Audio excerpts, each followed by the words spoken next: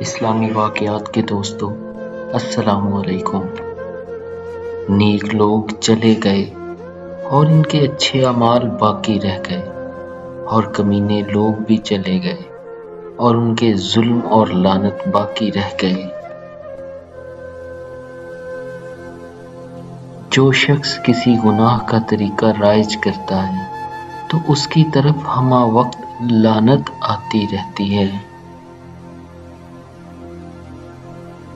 جو عقل سلیم رکھتا ہے وہ خلوت اختیار کرتا ہے، کیونکہ تنہائی میں قلب کی صفائی ہوتی ہے۔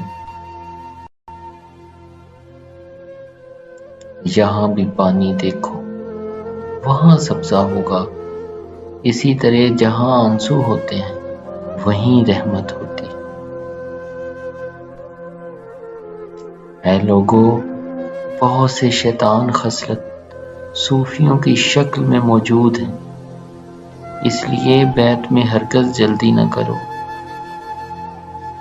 اللہ والوں کی باتیں سکون قلب عطا کرتی ہیں، اور اہل ظاہر کی باتیں دل میں انتشار اور بے اطمینانی پیدا کرتی ہیں۔ رات کو سو جانے کے بعد قیدی قید خانے کی تکلیف سے اور بادشاہ اپنی سلطنت اور دولت کے احساس سے بے خبر ہو جاتے ہیں۔